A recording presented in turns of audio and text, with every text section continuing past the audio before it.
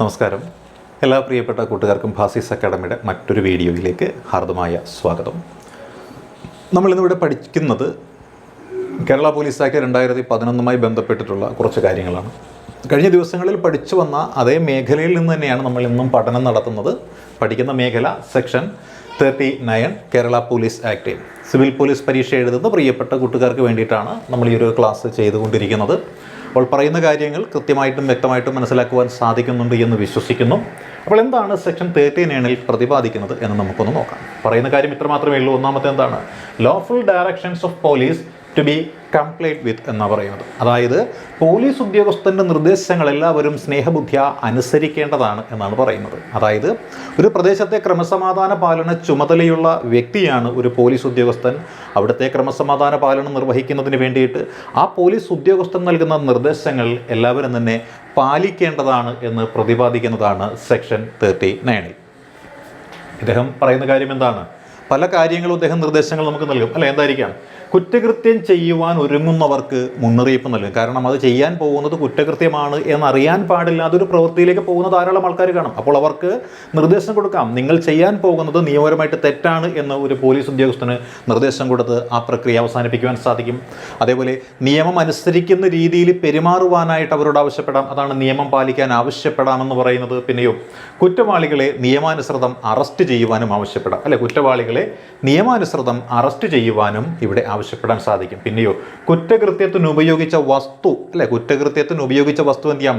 പിടിച്ചെടുക്കാനായിട്ട് police ഉദ്യോഗസ്ഥന് അധികാരമുണ്ട്, അല്ലെ? കുറ്റകൃത്യത്തിന് ഉപയോഗിച്ച വസ്തു പിടിച്ചെടുക്കുവാനായിട്ട് പോലീസ് ഉദ്യോഗസ്ഥന് അനുവാദമുണ്ട്. പിന്നെയോ ഏതെങ്കിലും വസ്തുവുമായി ബന്ധപ്പെട്ട് കുറ്റകൃത്യം നടന്നിട്ടുണ്ടെങ്കിൽ എന്ത് ചെയ്യാം? ആ വസ്തു പിടിച്ചെടുക്കാൻ സാധിക്കും, അല്ലെ? ഏതെങ്കിലും ഒരു വസ്തുവുമായി ബന്ധപ്പെട്ടുകൊണ്ട് കുറ്റകൃത്യം നടന്നിട്ടുണ്ടെങ്കിൽ ആ വസ്തുവിനെ പിടിച്ചെടുക്കുവാനും ഒരു പോലീസ് ഉദ്യോഗസ്ഥന് സാധിക്കുന്നതാണ്. അതിനുള്ള അധികാരങ്ങളെല്ലാം തന്നെ സെക്ഷൻ 39 ഉൾപ്പെട്ടിട്ടുള്ളതാണ്.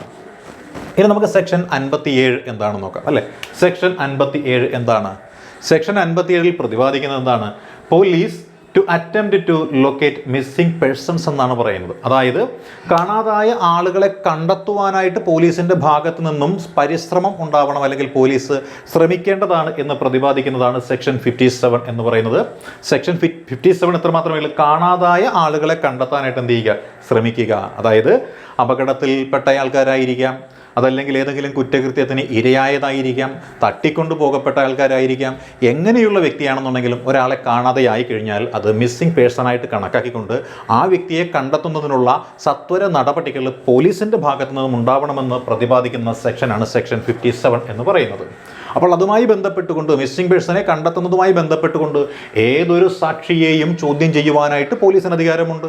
അതായത് കാണാതെയായ വ്യക്തിയുമായിട്ട് അവസാനം കണ്ട അല്ലെങ്കിൽ ബന്ധപ്പെട്ട വ്യക്തികളെ കണ്ടെത്തിയിട്ട് അവരെ സാക്ഷികളായിട്ട് കണ്ടിട്ട് അവരെ ചോദ്യം ചെയ്യുവാനായിട്ട് പോലീസിന് അധികാരമുണ്ട്. മാത്രമല്ല അവരിൽ നിന്ന് ലഭിക്കുന്ന വിവരങ്ങൾ കൃത്യമായിട്ട് മൊഴിപ്പകർപ്പായി രേഖപ്പെടുത്തുകയും അങ്ങനെ രേഖപ്പെടുത്തുന്ന മൊഴി പകർപ്പ് ഈ മൊഴി നൽകിയ വ്യക്തിയെ അല്ലെങ്കിൽ സാക്ഷിയെ വായിച്ചു കേൾപ്പിക്കേണ്ടതും വായിച്ചു കേൾപ്പിക്കുന്ന മൊഴിപ്പകർപ്പ് അവരെ കൊണ്ട് ഒപ്പ് ഇടുവിപ്പിക്കേണ്ടതുമാണ്. അതേപോലെ തന്നെ ഇത്തരത്തിലുള്ള കേസുകളിൽ അന്വേഷണം എങ്ങനെ നടത്തണമെന്ന് ചോദിച്ചാൽ അത് CRPC വ്യവസ്ഥ പ്രകാരമാണ് നടത്തേണ്ടുന്നത്, അല്ലെ? CRPC വ്യവസ്ഥ പ്രകാരമാണ് അന്വേഷണം നടത്തേണ്ടുന്നത് എന്നും അനുശാസിക്കുന്നുണ്ട്. പിന്നെയോ കണ്ടെത്തിയ ആളിനെ, അതായത് അന്വേഷണത്തിനൊടുവിൽ നമ്മൾക്കൊരു വ്യക്തിയെ കിട്ടുമല്ലോ, അങ്ങനെ കണ്ടെത്തിയ ആളിനെ എന്ത് ചെയ്യണം? ആളുടെ രക്ഷകർത്താവിനെ ഏൽപ്പിക്കുക. അത് എങ്ങനെയാണ്? മജിസ്ട്രേറ്റിൻ്റെ മുന്നിൽ ഹാജരാക്കിയതിന് ശേഷം മജിസ്ട്രേറ്റിൻ്റെ നിർദ്ദേശപ്രകാരം രക്ഷകർത്താവിനെ ഏൽപ്പിക്കേണ്ടുന്ന ഒരു ബാധ്യതയും ഇവിടെയുണ്ട്.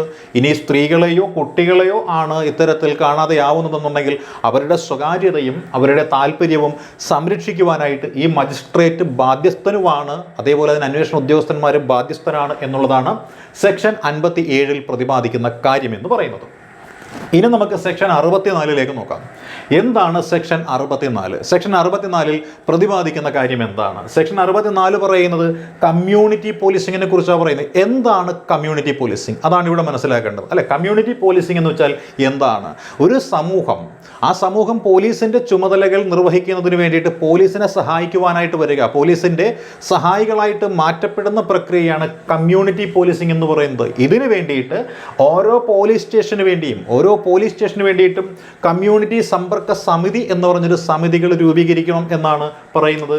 അങ്ങനെ രൂപീകരിക്കുന്ന ഈ കമ്മ്യൂണിറ്റി സമ്പർക്ക സമിതിയിൽ എല്ലാ മേഖലയിൽ നിന്നുമുള്ള ആൾക്കാരെ ഉൾപ്പെടുത്താം, സ്ത്രീകളെ ഉൾപ്പെടുത്താം.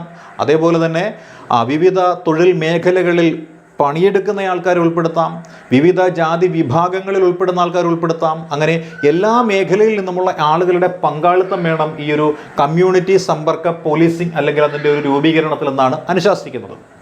ഇനി ആരെയെല്ലാം ഇതിൽ ഉൾപ്പെടുത്താൻ പാടില്ല? ഉൾപ്പെടുത്താൻ പാടില്ലാത്ത വ്യക്തികളെന്ന് പറയുന്നത് സർവീസിൽ നിന്ന് ഡിസ്മിസ് ചെയ്യപ്പെട്ടവർ ഉൾപ്പെടുത്താൻ പാടില്ല, അല്ല, സർവീസിൽ നിന്ന് ഡിസ്മിസ് ചെയ്യപ്പെട്ട ആൾക്കാർ ഉൾപ്പെടുത്താൻ പാടില്ല. ഏതെങ്കിലും ഒരു കേസുകളുമായി ബന്ധപ്പെട്ടുകൊണ്ട് 5 അതിലധികമോ വർഷത്തിൽ കുറയാത്ത ശിക്ഷ അനുഭവിച്ചിട്ടുള്ള ആൾക്കാരുണ്ടെങ്കിൽ അവരെ ഇതിൽ ഉൾപ്പെടുത്തുവാനായിട്ട് പാടില്ല. സർവീസിൽ നിന്നും സേവനം മോശമെന്ന് കണ്ടുകൊണ്ട് നിർബന്ധിത വിരമിക്കൽ നൽകിയ വ്യക്തികളുണ്ടെങ്കിൽ അവരെയൊന്നും തന്നെ ഈ ഒരു കമ്മ്യൂണിറ്റി പോലീസിംഗിൽ ഉൾപ്പെടുത്തുവാൻ പാടില്ല എന്നാണ് നിയമം വ്യവസ്ഥ ചെയ്യുന്നത്. മാത്രമല്ല, ഇത്തരത്തിൽ ചെയ്യുമ്പോൾ എന്തെല്ലാം കാര്യങ്ങൾ അനുശാസിക്കണം? പ്രദേശപരമായിട്ട്, അതായത് ഒരു കമ്മ്യൂണിറ്റി പോലീസിംഗ് എന്ന് പറയുമ്പോൾ ആ കമ്മ്യൂണിറ്റിയുമായി ബന്ധപ്പെട്ടുകൊണ്ട് ആ പ്രദേശപരമായിട്ട് സ്വീകരിക്കേണ്ടുന്ന ധാരാളം നടപടിക്രമങ്ങൾ ഉണ്ടാകും. ഇത്തരത്തിലുള്ള നടപടിക്രമങ്ങൾ എന്ത് ചെയ്യണം? പോലീസിന്റെ മുന്നിലേക്ക് അവതരിപ്പിക്കാനായിട്ട് സാധിക്കുന്നതാണ്. പിന്നെയോ ആവശ്യാനുസരണ യോഗം ചേരണം. അതിന് കൃത്യമായ ഇടവേളകളിൽ യോഗം ചേരുകയും യോഗ തീരുമാനങ്ങൾ പോലീസ് വിഭാഗത്തിന് മുന്നിലായിട്ട് സമർപ്പിക്കുവാനുള്ള ഒരു കാര്യം ഇവിടെ ശ്രദ്ധിക്കേണ്ടതാണ്. പിന്നെ പൊതുജനങ്ങൾക്ക് പങ്കെടുക്കാം. അതായത് ഇത്തരത്തിൽ നടക്കുന്ന കമ്മ്യൂണിറ്റി പോലീസിങ്ങിൻ്റെ മീറ്റിങ്ങുകളിൽ മറ്റുമൊക്കെ പൊതുജനങ്ങൾക്ക് പങ്കെടുക്കാൻ സാധിക്കുന്നതും പൊതുജനങ്ങളുടെ പ്രത്യക്ഷത്തിൽ വരുന്ന, സമക്ഷത്തിൽ വരുന്ന അവരുടെ നിർദ്ദേശങ്ങൾ, അവരുടെ കാഴ്ചയിൽപ്പെടുന്ന കുറ്റങ്ങളാകുവാൻ സാധ്യതയുള്ള മേഖലകൾ, ഇതൊക്കെ പോലീസിൻ്റെ മുന്നിൽ അവതരിപ്പിക്കാനും കമ്മ്യൂണിറ്റി പോലീസ് എന്നുള്ള സംവിധാനം ഉപയോഗിക്കാവുന്നതാണ്. അതുതന്നെ സംഭവിക്കാൻ സാധ്യതയുള്ള കുറ്റകൃത്യങ്ങൾ പോലീസിൻ്റെ ശ്രദ്ധയിലേക്ക് കൊണ്ടുവരുവാൻ വേണ്ടിയിട്ടാണ് ഈ സംവിധാനങ്ങൾ പ്രധാനമായിട്ടും ഉപയോഗിക്കുന്നത്. പ്രത്യേക ചുമതലകൾക്കായിട്ട് ഉപസമിതികൾ രൂപീകരിക്കാം. ഒരു വലിയ ഒരു പ്രത്യേക കാര്യം ഏറ്റെടുക്കുമ്പോൾ അത്തരത്തിലുള്ള കാര്യങ്ങൾ നിർവഹിക്കുവാൻ ചിലപ്പോൾ ഉപസമിതികൾ വേണ്ടി വന്നേക്കാം. അങ്ങനെ പ്രത്യേക ചുമതലകൾക്കായിട്ട് ഉപസമിതികളും രൂപീകരിക്കുവാൻ സാധിക്കുന്നതാണ്. ഇനി സുരക്ഷിതത്വ ബോധം, അല്ലെ, സുരക്ഷിതത്വ ബോധമുണ്ട്, രക്ഷാബോധമുണ്ട്, കുറ്റകൃത്യ നിവാരണമുണ്ട്, നിയമസാക്ഷരത എന്നിവയെല്ലാം പ്രോത്സാഹിപ്പിക്കുന്ന പരിപാടികൾ ആവിഷ്കരിക്കുവാൻ സാധിക്കുന്നതുമാണ്. അതായത് നമ്മുടെ ഈ കമ്മ്യൂണിറ്റി പോലീസിങ്ങുമായി ബന്ധപ്പെട്ടുകൊണ്ട് സുരക്ഷിതത്വ ബോധം, രക്ഷാബോധം, കുറ്റകൃത്യ നിവാരണം, നിയമസാക്ഷരത എന്നിവ പ്രോത്സാഹിപ്പിക്കുന്ന പരിപാടികൾ ആവിഷ്കരിക്കുവാനായിട്ട് സാധിക്കുന്നതാണ് എന്ന് പറയുന്നു. പിന്നെയോ പോലീസിൻ്റെ യാതൊരു അധികാരവും ഇല്ല, അല്ല, പോലീസിൻ്റെ അധികാരമൊന്നും തന്നെ ഇല്ല. അതാണ് പോലീസിൻ്റെ യാതൊരു അധികാരവും ഇല്ലാത്തതും കുറ്റാന്വേഷണമോ ക്രമസമാധാന പാലനമോ സമിതി സ്വയം ഏറ്റെടുക്കാൻ പാടില്ലാത്തതുമാണ്. അതായത് ഇത്തരത്തിൽ രൂപീകരിക്കുന്ന കമ്മ്യൂണിറ്റി പോലീസിംഗ് സമിതികൾക്ക് പോലീസിൻ്റെ അധികാരമില്ല. അവർക്ക് കുറ്റം അന്വേഷിക്കുവാനോ ക്രമസമാധാന പാലനം നിർവഹിക്കുന്നതിനോ നിയമപരമായിട്ട് യാതൊരു ചുമതലയുമില്ല. ഇവരുടെ ചുമതല പോലീസിനെ സഹായിക്കുക എന്നത് മാത്രമാണ്. ഇത്രയും കാര്യങ്ങളാണ് ഈ ഒരു വീഡിയോയിലൂടെ നമുക്ക് മനസ്സിലാക്കുവാൻ സാധിക്കുന്നത്. കാര്യങ്ങളെല്ലാം മനസ്സിലായി എന്ന് വിശ്വസിച്ചുകൊണ്ട് നിർത്തുന്നു. All the best.